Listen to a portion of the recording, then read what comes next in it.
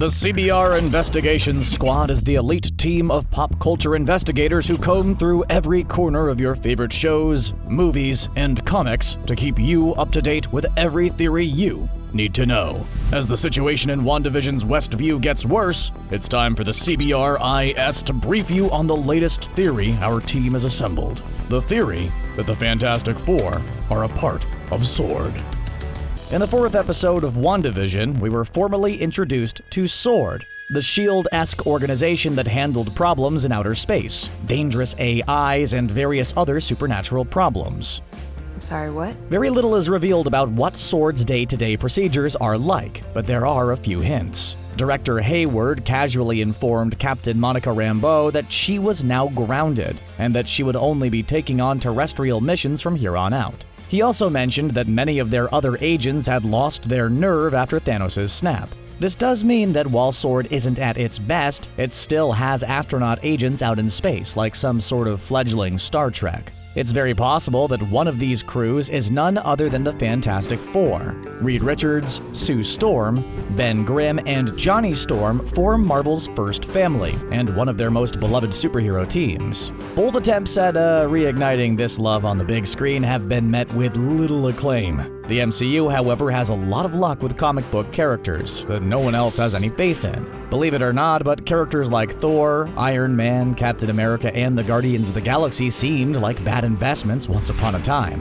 So with the massive post-Endgame changing of the guard in the MCU, it seems likely that Marvel will start peppering in references to the first family. The easiest way to do this would be to drop references to them in WandaVision.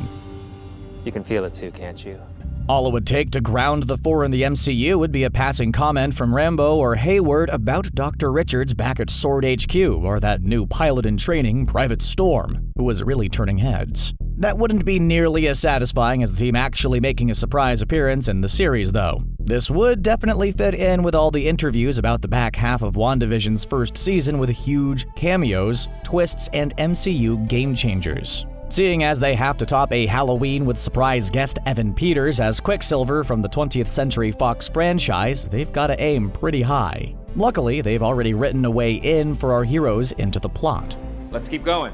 In the fifth episode, Rambeau casually mentions that she knows an aerospace engineer who would be excited to craft her a Batmobile capable of crashing Wanda's private sitcom party in Westview without being changed by the Hex. I know an aerospace engineer who'd be up for this challenge. This has led to massive speculation from every brilliant Marvel character from Riri Williams to Blue Marvel. The better option for this engineer, or at the very least part of the team, would be Reed Richards. If anyone in the Marvel Universe could create a vehicle capable of pushing through a massive reality-bending force field, it's Reed Richards. The guy's famous for creating inventions like the Fantastic Car that are capable of incredible feats. It could be an even bigger cameo in the series if the Fantastic Four are actually part of the team assisting Monica with her entry into the Hex. You could easily see Johnny manning the wheel, Ben Grimm as a tactical agent, Reed as a scientist, and Sue brought in as a fellow researcher, a medical expert, or even as the team's leader. Really, anything done with Sue at all would be a huge leap up from how she was portrayed the last few times. Thanks.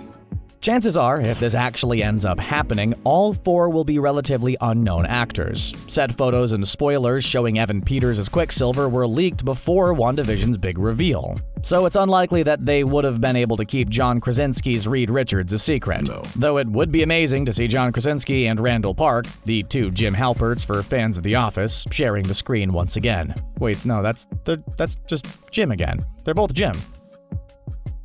This wouldn't be a way to softly introduce these four characters into the universe. It could very well solve the biggest problem both franchises had with the characters: their origin. Both Tim Story and Josh Trank versions of the franchise were so caught up in how to explain the Fantastic Four's zany powers that the actual superhero aspects of the films were left to the side. In fact, in Josh Trank's version, there's hardly enough of it to truly call his film a superhero movie. It's almost just a strange sci-fi body horror film with the middle cut out. If the Fantastic Four end up taking on Wanda Maximoff while she's warping reality all around her, it's easy to think that she could end up giving the superhero team their abilities. Similar to how Thanos took down the Guardians with the Reality Stone by bending their bodies in strange ways, Wanda could end up turning Ben to stone.